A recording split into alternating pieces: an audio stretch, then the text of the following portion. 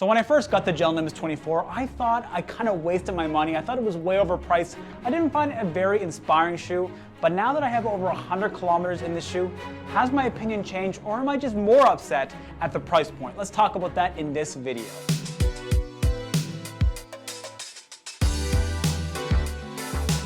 Quick disclosure, I paid for this shoe with my own Canadian maple syrup credits, and no one's paying me to make this video.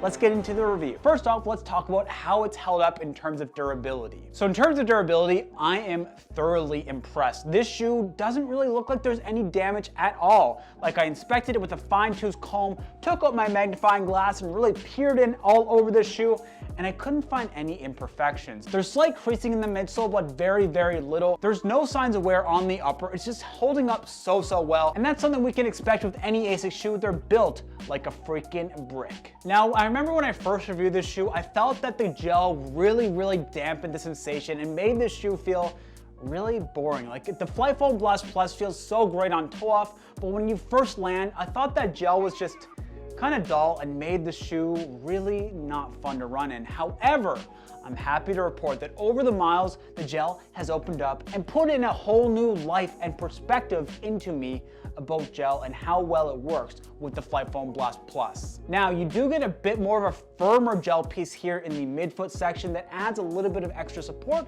which I've really been appreciating because I have been injured. Yes, I haven't shared it on the channel, but I've had a bit of a knee injury, and coming back into running with this shoe with that little bit of extra stability has been so welcome. And also adding to that little bit of extra stability, the glide landing platform has been an absolute dream. For someone like me, I think I mentioned in the initial review, I need stability shoes, but I don't want to buy stability shoes. They're just too boring and not fun.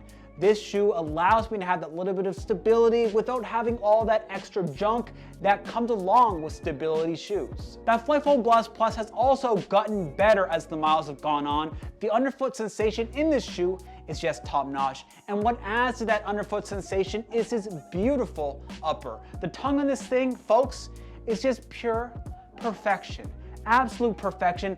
5-star Michelina, whatever it's called. If they had a rating like that for shoe tongues, boy, it would get a 5-star Michelin. And as we're moving into the summer months, I was slightly concerned that this would be a bit of a sweaty shoe, folks, but I'm happy to report again that in the humid days of Halifax, Nova Scotia, this shoe has been holding up just fine. And my feet aren't getting super soupy, but again, that could also go down to my sock pairing choices, kind of like a pairing wine with cheese, you know? And that AHR Plus outsole, folks, has been an absolute dream. There's not too much, there's not too little. The grip has been fantastic, and it's holding up extremely well. There's slight amount of wear on the exposed FFBlast Plus, but other than that, there's nothing. It's perfect. And I know I wouldn't expect there to be that much wear or any real degradation only after 100 kilometers, but folks, you'd be surprised. Some of the shoes that I test out, 100 kilometers, it's looking pretty rough. But this one, it's not looking rough at all. ASICS knows how to build a quality shoe.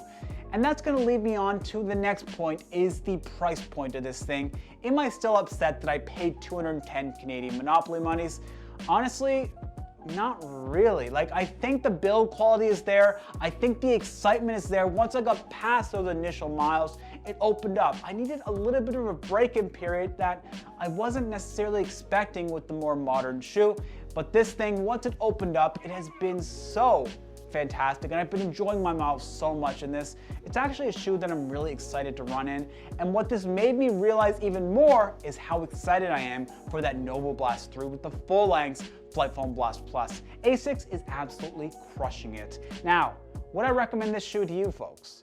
So if you're someone that likes a bit more of a soft daily trainer, has a little bit of inherent stability and a little bit of support in that arch, but nothing too intrusive, and you want a shoe that's gonna last you the miles, folks, I know it's a big upfront cost, but I think it will last you multiple training blocks in my opinion. Now, this thing isn't the traditional max cushion shoe that I would expect it, considering that's how it's marketed. This isn't like those Nike Zoom X Invincibles or the Hoka Bondis. This doesn't really fit in that category for me, or the Fresher More version 3.